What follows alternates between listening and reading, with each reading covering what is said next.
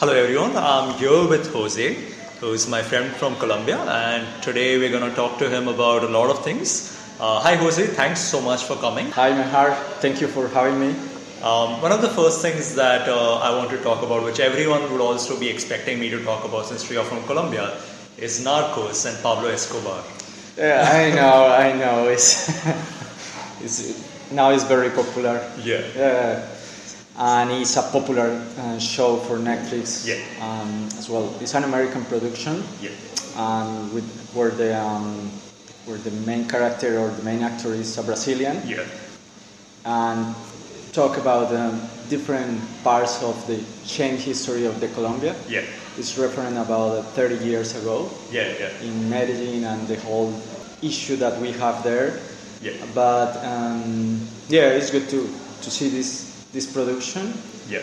But there are in the last 30 years had changed Colombia in different ways. Yeah, and that is also very important because I have a similar experience when I see Slumdog Millionaire, which is like a movie about India, and also it was based in the city that I come from. Yeah. And I liked the movie, but I was also aware that it's a fictional movie because this is not how it is, and it was a very inaccurate description of or expression of what the reality is.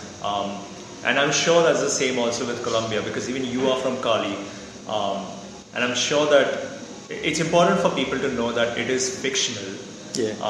It's based on true events, but that is not how Colombia is. Yeah, this is a part of the Colombia, of the shame of the history of Colombia. Yeah. Like I say. But now Colombia has different other things that we can show. Yeah. One of them is popular and a famous painter and sculptor. He is Fernando Botero. He's from the same city from Pablo Escobar, I say. Okay, so just to give the listeners a context, so Jose's got me this small painting, a fridge magnet painting called Picnic. Yeah. Yeah. So this is from the painter Fernando Botero, yeah. And he usually paints people like looks like a fat, but it's not real fat people. It's just round, just chubby people. Is that because he's trying to like normalize that fat people also? Yeah. Like he's trying to cut down on, because there's a lot of like media these days is very like, if you're fat, it's not good. You have to be skinny and you have to be size 0 whatever. So is that what he's... Nowadays, this is a good lecture or good analyze about this, but he has painted this kind of art for the last 20 years. Wow, yeah. And he has different sculptors around the world. Yeah. So the next time that you meet any Colombian or Colombian girl, try to avoid to say, hey, Narcos, hey, cocaine. No, instead of that, you can say, hey, Fernando Botero, Gabriel Garcia Marquez. Yeah. I think that is why the reason I started with Narcos is because I want to start with something that people associate Colombia with, so that I can move on to things that we should be knowing instead, Okay. So that... Sure, this is how we know, or that this is how globally we... And there are also other things. I don't want to like... I know nowadays, or, that we was talking... That's what I hope that, like, if there's one thing that this podcast can do, is that I wanted to start with something that people do associate Colombia with. But then I want them to think about 100, or give them like 10 other reasons why what they should associate Colombia with instead. And one of the things is, again, it's a really nice paint. I'm going to stick this on my fridge. Thank you so much for this. It's present. You mentioned that Colombia has now changed, that people shouldn't have that idea of Colombia anymore, because after all, it is a fictional show.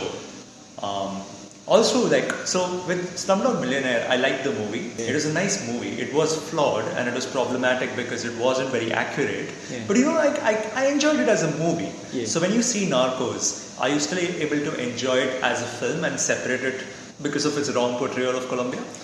Well, this Narcos, this Netflix, this production was based in another Colombian production that was written for the sons of the victims that Pablo Escobar killed. Okay. One of them was a girl who has the daughter of a minister who Pablo Escobar ordered to kill. Okay.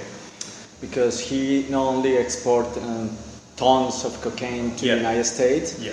He as well, killed hundreds of people around the old Colombia. Yeah.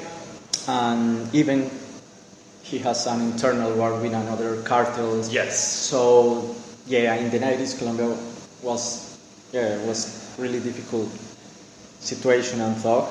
Yeah. After that, Colombia started to change in different levels. Yeah. For example, Medellin, the second largest city in Colombia and the home city of Pablo Escobar and Fernando Botero, has changed all the neighbors around this beautiful city. They build different libraries, and they have now a subway as well. And you also mentioning that it's very, when you're here in Brisbane, you mentioned that it feels like a twin sister of Brisbane. Absolutely. If I compare in a good way Brisbane to Medellin, they could be a twin sister in the future because they're clean and tidy. They are safe nowadays. The people are so welcoming, kind. And public transport. The public transport is so organized, and the international tourists to this second city in Colombia is really high. It's very popular. The other thing to visit that you have to do in Medellin is drink a Colombian coffee, because we usually export the premium coffee on the world. Which is something I want to get to. First of all, I really appreciate and really value the sentiment that you're like, hey, okay, Pablo Escobar, sure, but keep that aside. Sure, he was from this place. You know who else was from this place? This artist named Fernando. And take him instead. Like, I really like the symbolism that you're like, you gave me this painting, which is, that, hey, Mashal, you've seen Narcos. But also look at this other guy who was from the same place Pablo Escobar was from. And he's doing positive, amazing things. And I really like that sentiment. And this city has different incredible people, along his history. Like cyclists, now they're competing the Tour de France, Rigoberto Urán. As well, they have different football players. Colombia is actually doing very well in cycling also, if I'm not wrong, roller skating. Because I read that you all are really doing well. And this Antioquia, the state of department, there has over there was born Juanes. There are another famous singer in Colombia. He's very popular around the world and mostly in America and the whole continent. But there are different football players. And that is something, again, that there's so much I want to go through today. But I'll start off with giving the listeners the context of where we are. Where we are is the Colombian hub in Brisbane City. And we are currently having Colombian coffee because Jose came up with this brilliant idea that sure, we're talking about Colombian cultures and experiences, but what better way to do it than to have Colombian coffee, sit in the Colombian hub in Brisbane City. And also after this we will be going to a few libraries and also meeting people from meeting a Colombian dancer. So this is a really nice idea. I'm really excited. This is a great place. For example, they start with a small education agency to bring different international students from Colombia. After that, they changed for a non-profit organization, and now they are offering different support for international students, different issues that we face. For example, arrive here and try to open a new bank account, how to use the public transport, how to find a job. But it's really nice, and the people here are also very nice. And they are doing different projects. Well, one of them, this is a startup. Well, startup now, a hub of a technology startup. There are a small restaurant here of traditional Colombian food. There are a barber shop. There are another small stall that the students repair the mobiles. So basically they're like giving they're basically trying to encourage as many small Colombian companies in the sense as possible. That's it.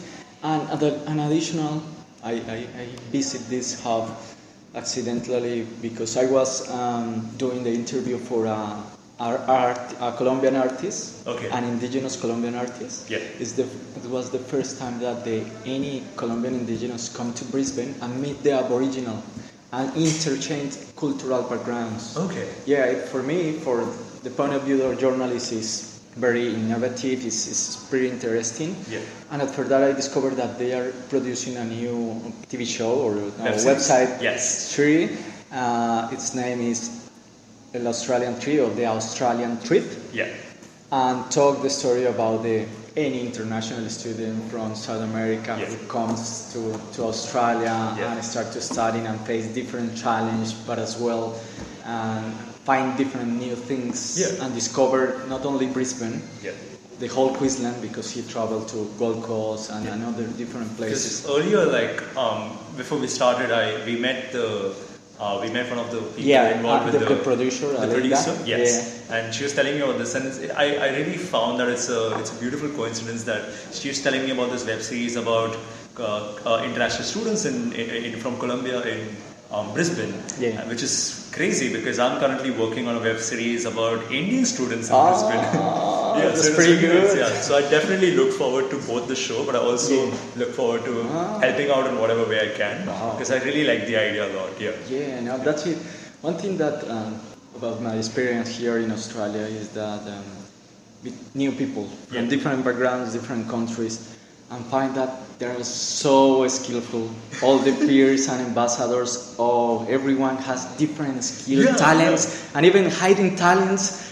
And well, the first idea is that you are a student, an international student, and you only study laws or engineering, anything like that. But additional, you have different hobbies and skills. But that's also applicable to you because you study advanced engineering. Yeah. But you are also a journalist. Yeah, this is my real background. Now I try to mix or combine this. Yeah. I try to focus my advanced diploma in technical and civil engineer, and try to design drones for use for journalist purpose. Yeah. So this is because one of the things that I read when we all got inducted as ambassadors, we met and we spoke. And one of the things that you had mentioned is that you want to make you got into advanced engineering because you want to make quadcopter drones. Yeah. And I thought that was really fascinating. And also 3D printers. Yeah. We are using different tools, and we are visiting different incubators, technology, or startups and counselors. Yeah. And we're talking about this project, and it's pretty interesting. The main idea is just use the drones, the quadcopters, to record or film, for example, different disasters instead of send the journalists. That's a very good idea. Yeah, because it's extremely difficult and it's extremely sad that journalists have to risk their lives in disastrous scenarios just to give an idea of what's happening to the public, and that can be really it can be made so much secure and safer if you send drones which are controlled by journalists or people from a safe distance. Yeah, no. That's really helpful to the entire CFT and security factor that journalists have to face. Yeah, no, that's great, and you give a perfect explanation for this project. I can invite you to be my spokesman, the presenter. You know, like how in tech companies there's always like a Steve Wozniak who's like the brain of the operation, and there's the Steve Jobs who just does the talking. I can be your Steve Jobs. Okay, it will be great. You do the genius stuff, I'll do the talking stuff. But I found that really interesting. So back again to Colombia and talk about the first time that you meet any Colombian, you can tell, instead of hey Netflix, hey cocaine or anything like that, you can say hey, what about Shakira? I know that you're making fun of people who you're kind of exaggerating how people approach Colombians, but one of our friends, the first moment I met you, I remember that moment, is I was talking to you about Colombia and India, and then Ali, one of our friends, he came in, and the first thing he said to you was, hey, have you seen Narcos? I felt so embarrassed. I know, but it's for that. It's because now it's a popular TV show. Of course, but I want to change that. Yeah. But it's a perfect excuse or to talk about different things. For example, if we compare to Australia, and Colombia is like the top 10 countries in the world of mega diverse. Yes, you are in one of the top. You are in one of the 17 mega diverse countries in the world. Yes. So, and every state that you visit in Colombia is totally different to the others. Well, the capital city is located Bogota, it's Bogota, yep. And it's cold most of the time. It's nice people. It's the center of economics and politics in Colombia, but it's located to about 2,600 meters of altitude. Yes, it's one of the I think the highest or one of the highest capitals in the world. Yeah. After the other city in Bolivia, La Paz, because it's like 3,000 meters of altitude. That is, but this is the second. The other city that you can visit in Colombia or the region is the home city of Shakira, the singer. It's Barranquilla.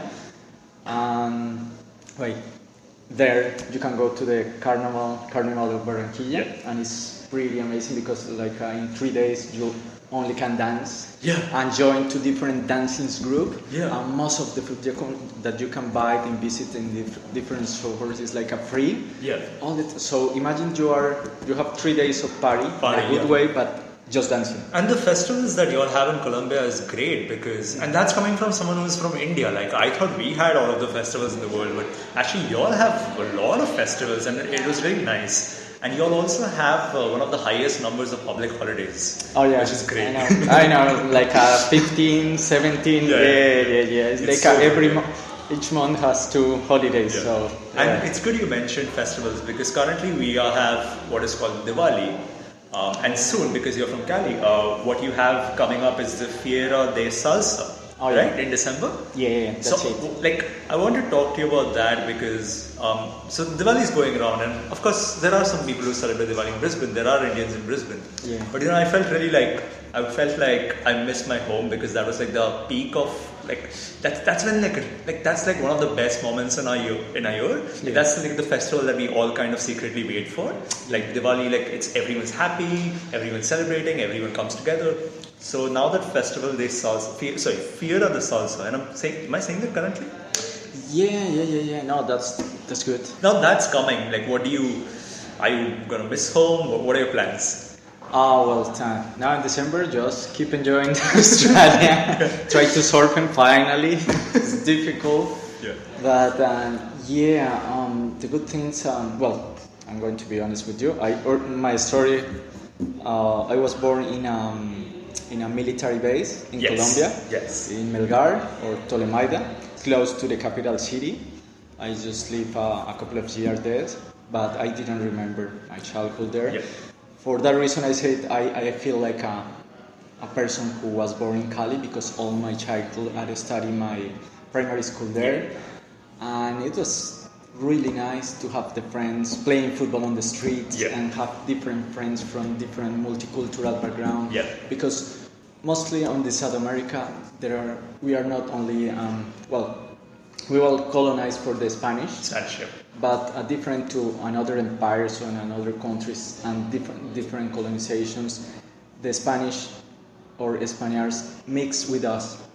So when they mix with the indigenous, we are the mestizos. And when they mix with the Africans that they bring from Africa, they are the mulattoes. So in Cali and the Valle del Cauca, the levels of racism or acceptance for the people from background in Africa is really high. And this is the main reason that we dance salsa the whole year, and we have different competitions. Because you all have like 64 different main languages that are there in Colombia, because there are, like you said, there have been so many tribes and colonies that have come to Colombia. There were already the indigenous people, then the Spaniards came, and there's so much multicultural. I really like places where you can just go to another city in the same country and it's just different. No, and it's that if you stay in the capital city, it's cold in this region. In the Andes mountains. It's cold and you usually eat soups and meats. If you go to the coast, the north of the Colombia, and you can eat seafood. If you go to the south, you go to the Amazonas, part of the Amazonas, and the food is totally different, and the music as well, and even the Spanish. But if you travel state by state, it's completely different, and it's pretty good too. And plus, like speaking of like we were trying out coffee, and this is actually the first time I'm having Colombian coffee. And it's pretty good. I'll tell you that. That's pretty good. And that's actually coming from someone who's like India is really known for like their chai, which is tea. So like as someone who's had tea their entire life, and I'm not really I never used to be a big fan of coffee because tea is everything. But this is good. Like this is something I can see myself having on a daily basis. But this is really special thing because in Colombia we know that, we export the best coffee from Colombia, the premium coffee around the world. And the first exporter in South America is Brazil. We are the second, but in premium coffee.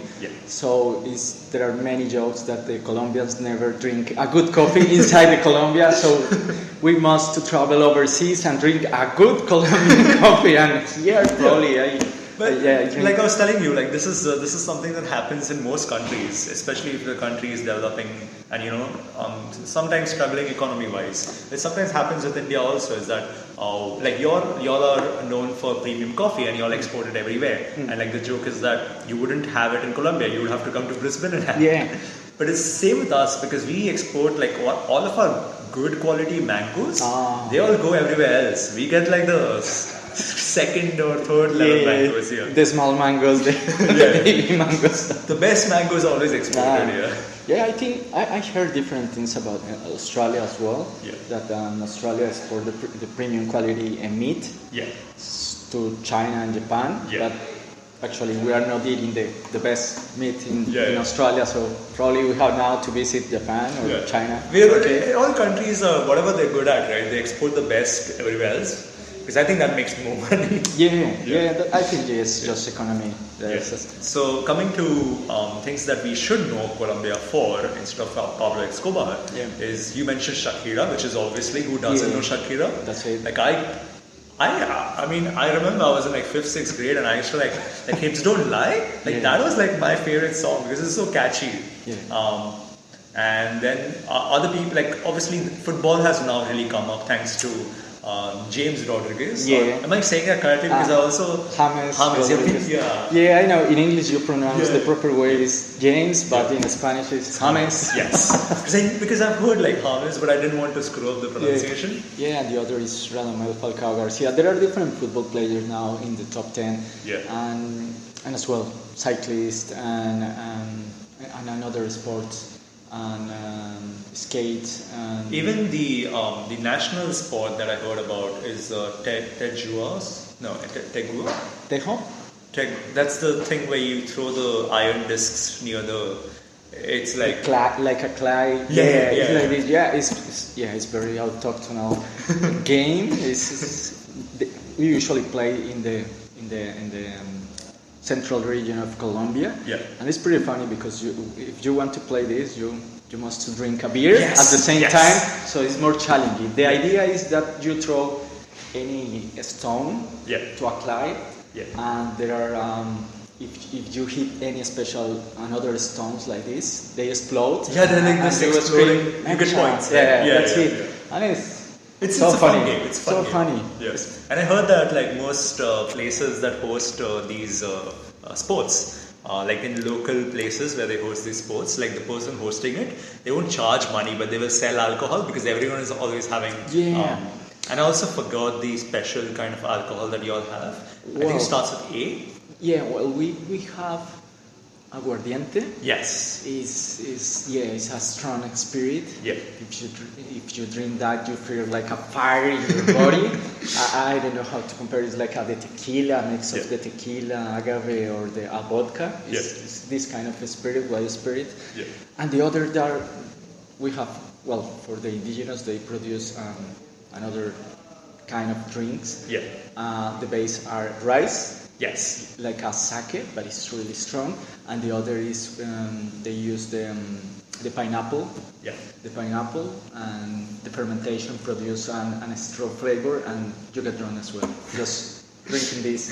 But all these things comes to the indigenous or the aboriginal groups before the Spanish arrived. The civilizations, the South American civilizations and Ibero-American civilizations in South America, Central America, and Mexico have different, civilizations and technologies and agricultural different developments. So when Europe discovered America, I actually want to talk about how the Spaniards came to Colombia. One of the stories that I read is a German discoverer. He heard about El Dorado, which is the city of gold, and this city of gold has been really famous in movies, like National Treasure. One of these Nicolas Cage. That's it. So there are a lot of movies that have been about El Dorado, the city of gold. At first they thought it was a person, then they thought it was a lake, then they thought it was a place, then they thought it was an empire or a kingdom. People are still there are different accounts of,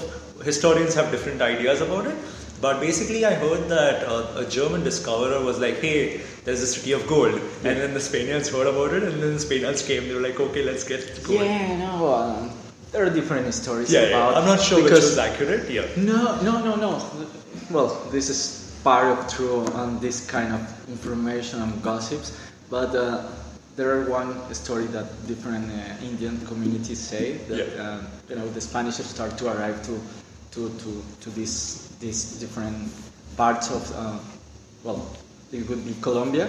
So they create a myth and to avoid that they invade different states in Colombia and say, hey, you can follow and try to find this golden city and you can find heaps of gold and you can come back to your to Europe. So they just start different expeditions but never find anything like that, and it's tricky things, about the history. That's the thing about history. If it's really old, it's really hard to tell what is accurate because everyone has a different different versions, and you never know which one is you can tell which one you want to believe in or which one seems more accurate. But at the end of the day, you never know.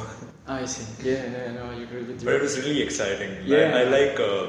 I like places where there's all such cool history with city of gold and all that. That's pretty cool. No. And if you travel then and go to any cultural tourist to South America or Central America, and you try to understand the Asian civilizations, like the Muiscas in Colombia, the Incas in Peru, the Mayas in the Central America, and the Aztecs in Mexico. But there are still a lot of historians and just people who also go to these where used to be the civilization. A lot of people take trips to Peru or Machu Picchu. A lot of people come. I read a lot of people come to Colombia because they're still trying to. They're trying to take in that history. They're still trying to see how it was and what it was and what is preserved of the civilizations, because people are really interested here. And another kind of tourist is the ecotourist. You can visit different Indian communities, stay with them, learn different handmade artists or different things. It's pretty good. In the south of the Colombia, mostly is jungle. You can visit different monkey sanctuaries. Even you can swim with pink dolphins in the Amazonas. So there are different attractions. And if you go to the other ocean or the other coast, because Colombia has access to the different coasts, the Pacific and the Caribbean. So the seafood is totally different as well. In the Caribbean, you can surf. They're pretty nice. I also heard a lot of people. I was reading about people's experiences in Colombia, and they were talking about aguardiente, the alcohol, and they were also talking about diving. On the west coast, there's a lot of people who go for diving, and they really like it here. Because we have a reef over there, all Central America, and a small part of the north of the Colombia. There are a reef barrier as well. and snorkeling inside there, and it's beautiful. It's amazing. I compare with the Great Reef Barrier in Cairns, and it's impressive. Also, one of the people that we spoke about, the people that we spoke about Shakira and we spoke about James Rodriguez. Another Colombian that people should know about is Gabriel Garcia Marquez, who wrote 100 Years of Solitude, and he was a Nobel laureate. Literature. This is our best Colombian that we ever have in the last years, and because he and other writers of his generation produce a different kind of or gender of literature. Yeah, it's I actually got really interested in his work. It's called magical realism. It's crazy. And it's crazy. So it's the technique that he uses. It's a natural story. You feel that you are reading any authentic, but in some parts appears some magical things. There are the first thing that I remember of one of the most popular books are the one part when there appears a yellow butterflies.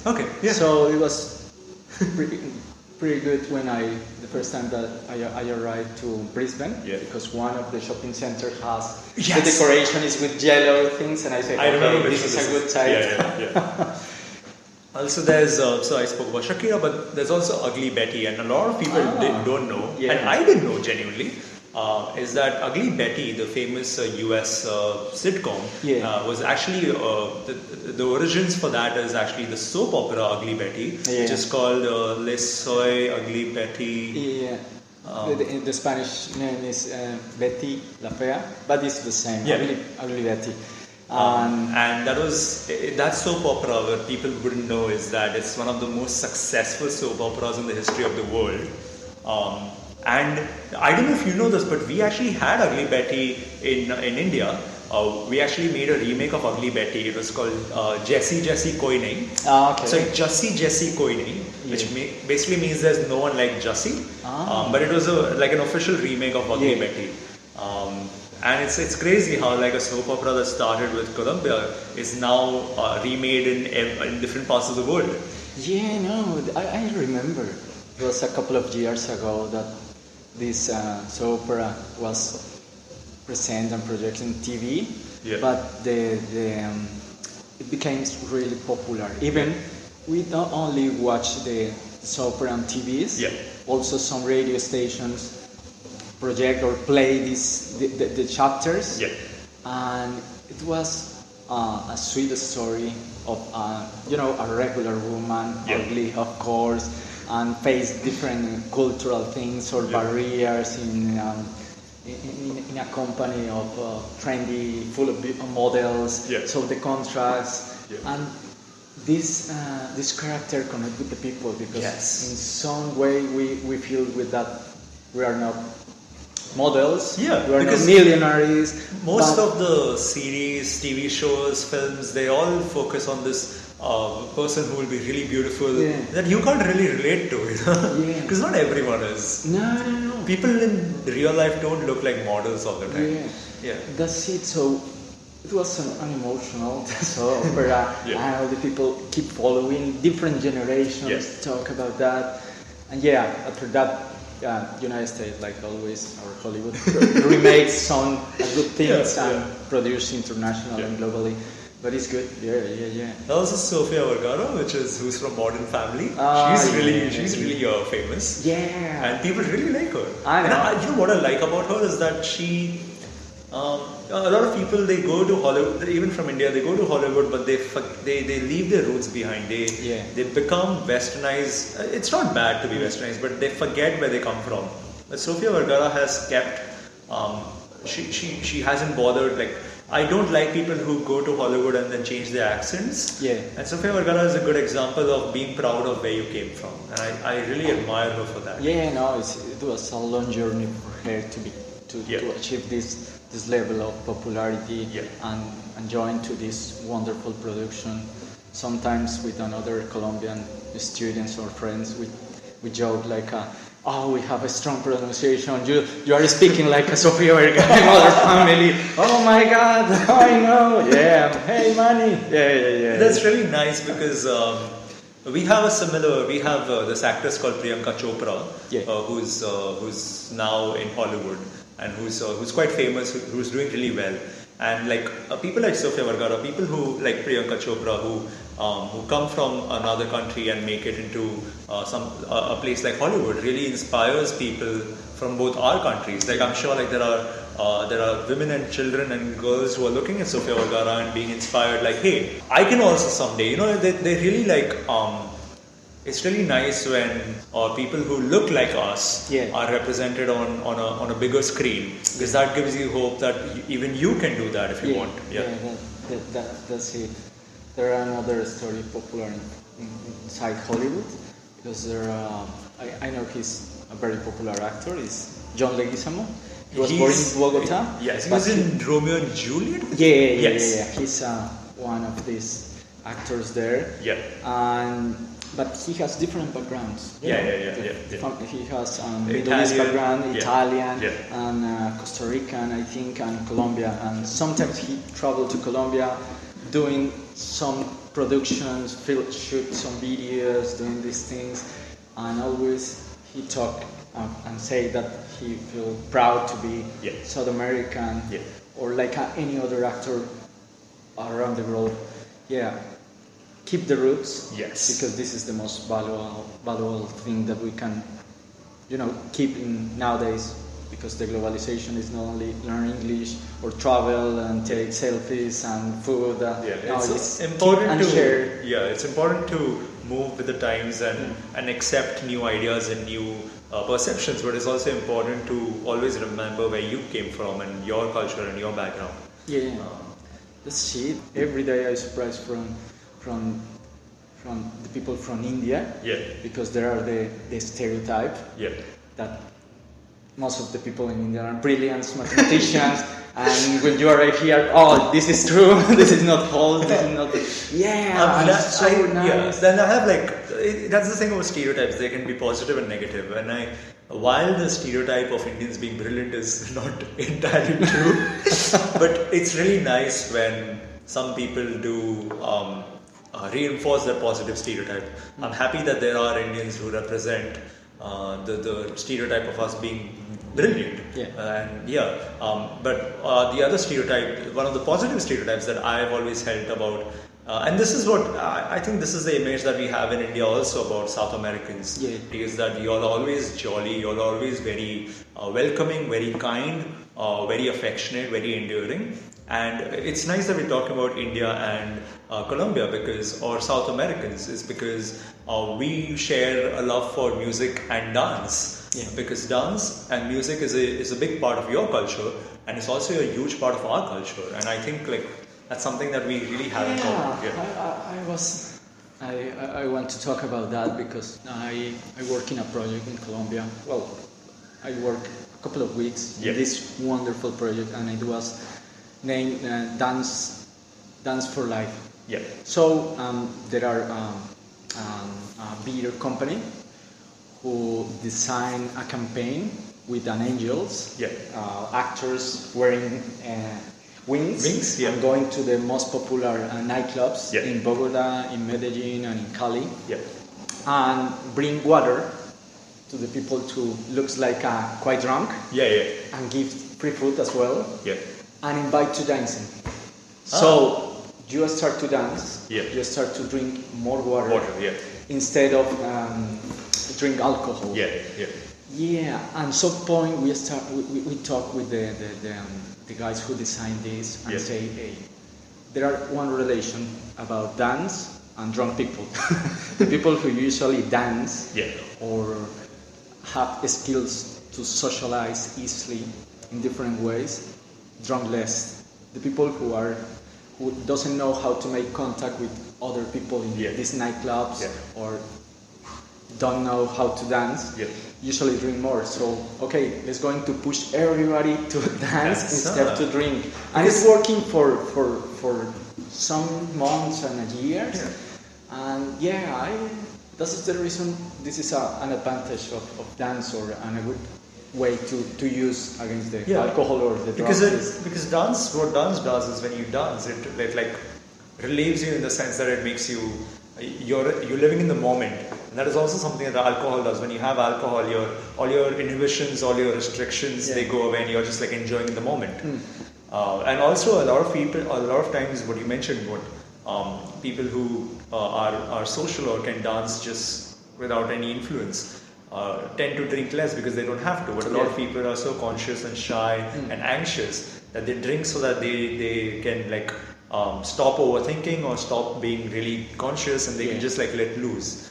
But it's a huge moral argument, which is because like I don't know, like I think alcohol in small quantities, sure, but you know that when you overdo it, it's a problem, and that goes with everything. No, but that's it. So we were talking about dance and music. So one of the things that I really liked is how dance differs from different parts of Colombia. Because that's also something that I've noticed in India, is that every different state, every different district or region or village or group of villages will have a different kind of dance form. And I was really amazed by the importance that dance and music has in your culture. I only when you go or travel overseas from home country, you realize how important it is. Because when you are a kid in your primary school, they push to dance different kind of style of dancing, and you feel, oh, this is so boring. How is going to help me in my life? This, okay, or you just enjoy and you never know what is that. It's very popular that even if you are in your early ages, or if you are a kid, if you are a teenager, you can start to dancing on the streets. But in a good way, you know, it's the best way to socialize, to meet other people, to try, and not doing follow different steps. You can improvise, you can create. And I think it's part of our culture, not only in Colombia, in South America. I know in India you are incredible dancers as well. Because people sometimes people from countries that aren't huge on dancing, like other countries apart from our countries, people sometimes they find it weird that we are always dancing, or we are like, even in movies we'll just suddenly dance. But people fail to understand that dance is not just dancing. There's so much meaning to it. Like, for example, what you said is people just like dance to like socialize. Like, dancing is a nice icebreaker. It's the best icebreaker. Then also in India, all the traditional dance forms, they're not even dances. They are art forms, but they're also storytelling devices. Like, and I was really interested in this and blown away by this, that a lot of dances, they're actually, sometimes they're prayers to gods, and sometimes the dances are just like ways to tell a story. And it's great, because that's what people fail to understand, that dancing can be so much more than just dancing. There's so much meaning to it.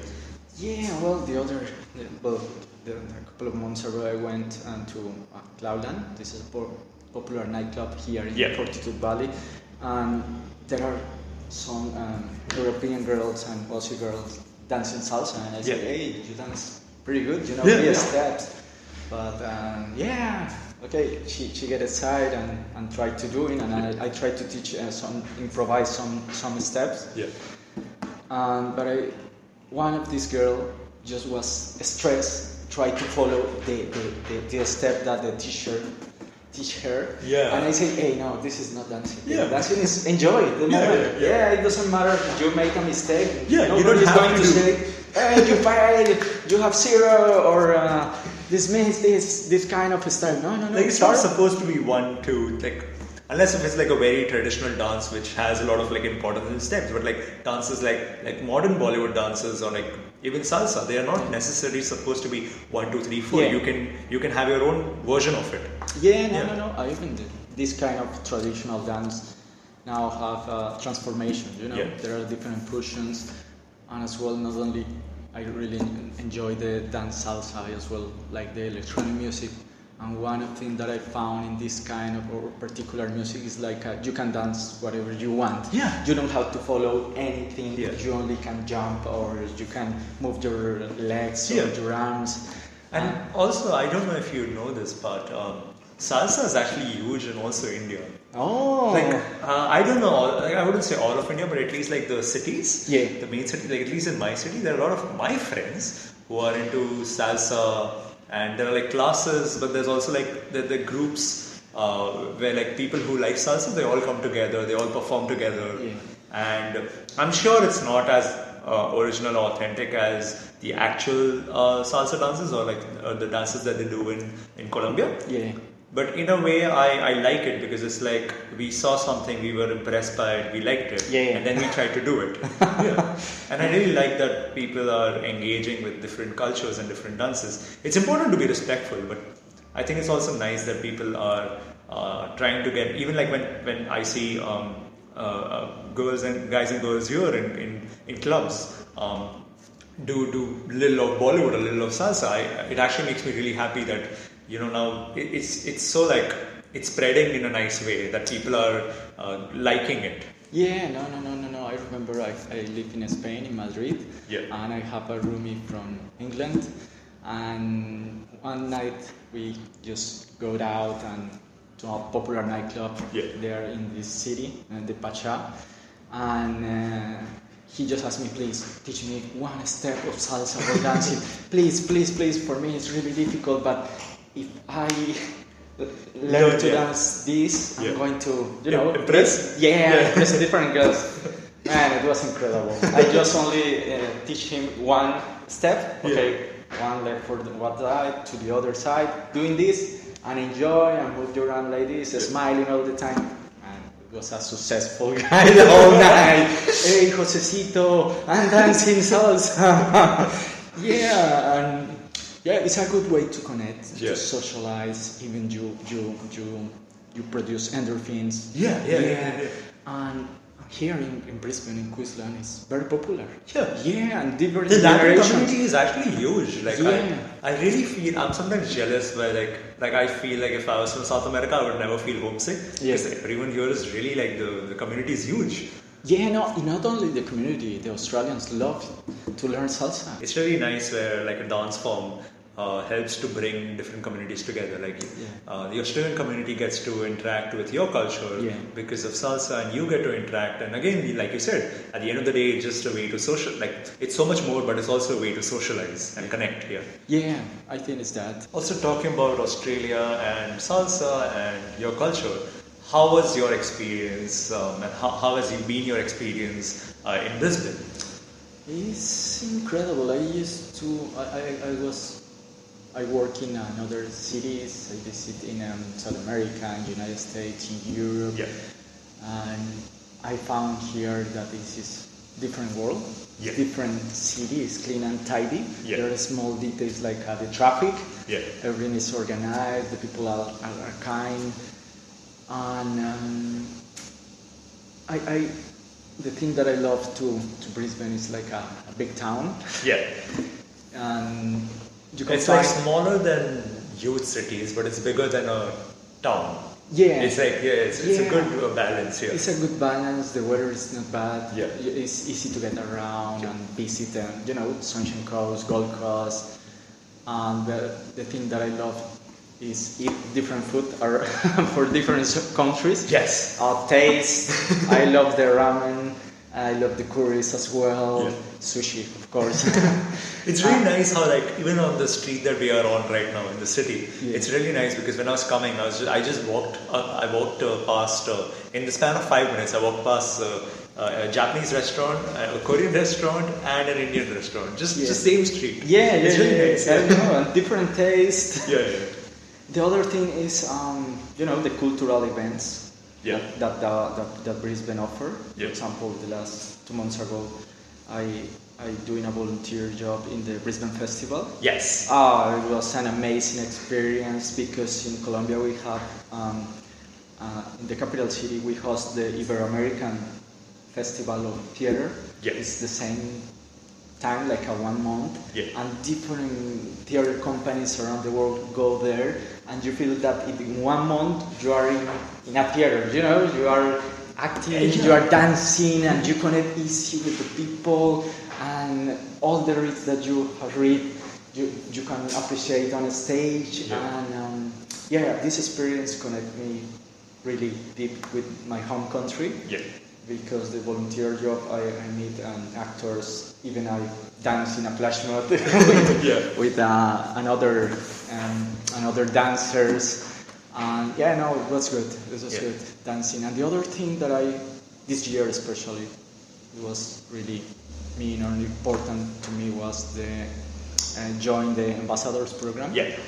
But not only for help the city council to promote Brisbane, because I believe it's a great city to live, it's the other ambassadors. You know? The first time that we met there, I say, oh my God, this is confused of the summer, how the photo shoot.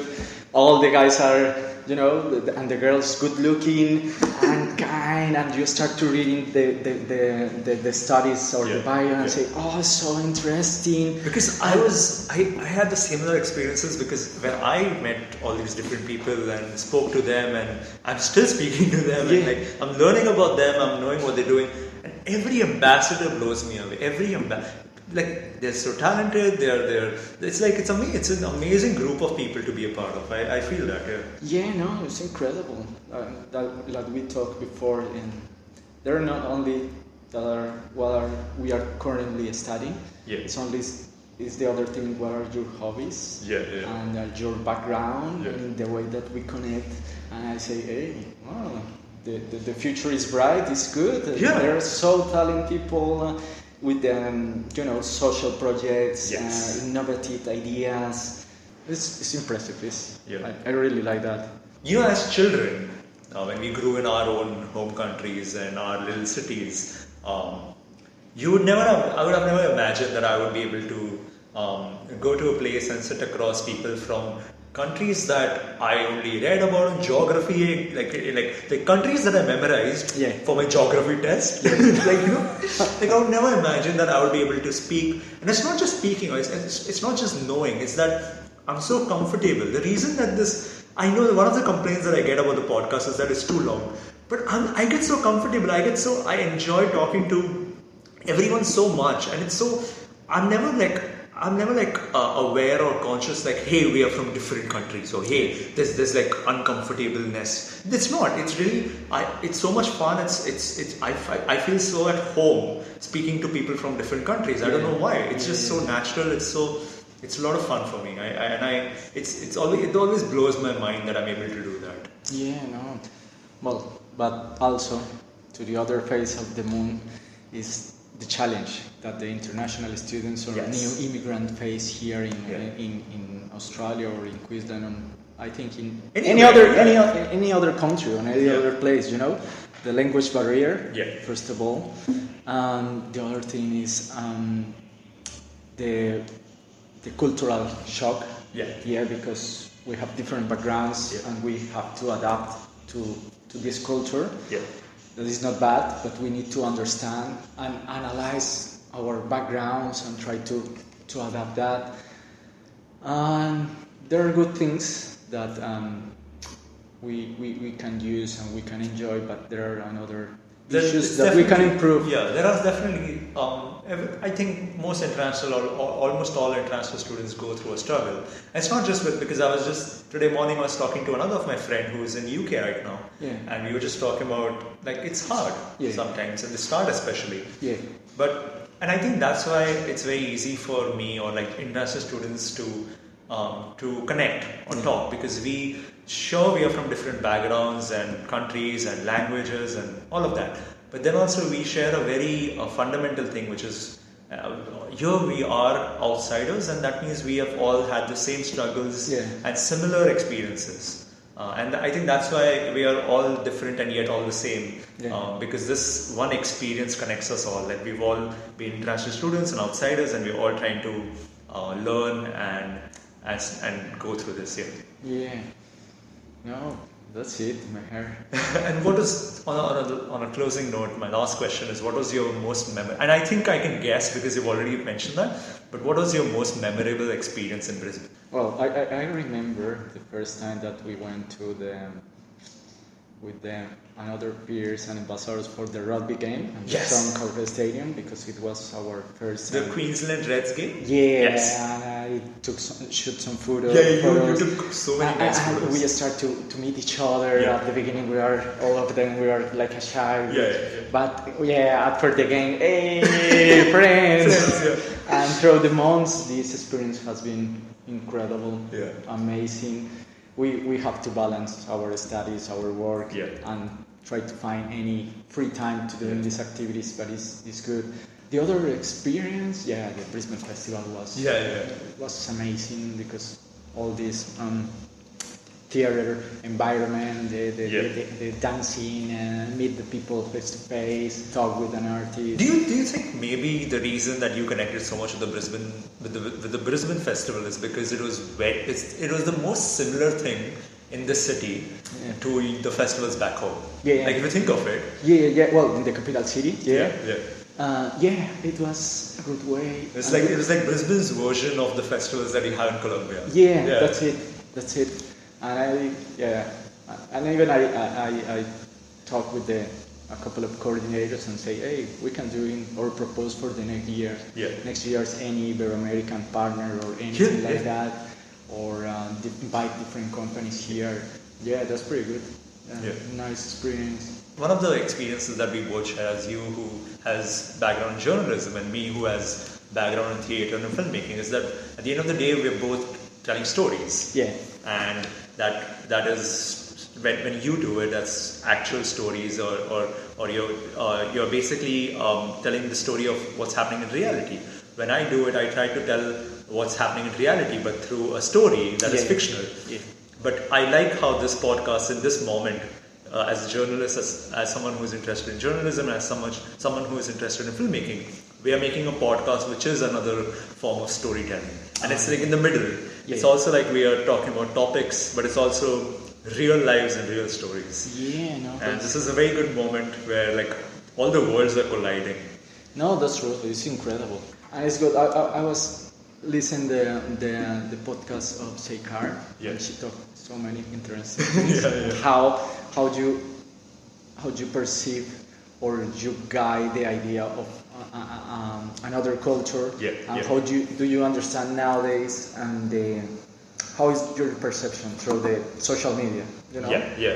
Before the years before, only you understand the world through the television. Just television. And nowadays is this kind of Netflix again.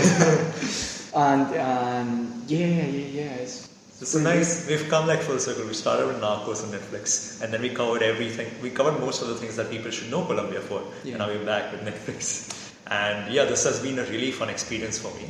I really enjoyed talking to you. This is amazing. This is something I was looking forward to, because I mentioned you in Moin's podcast because I wanted to talk to you about South American culture and similarities with Southeast Asian countries like Bangladesh and India. And this is really nice. And thank you for getting me for introducing me to Colombian coffee and getting me to Colombian hop, because this is the greatest way to do it. To have a conversation about a culture while being at the center of that culture, surrounded by everything good about that culture. This is an amazing experience, and it was a great idea that you suggested, and this is a lot of fun. That's pretty good. Thank you. Thanks so much, and thank you to everyone who's listening. I hope you enjoyed this. I'll see you next time.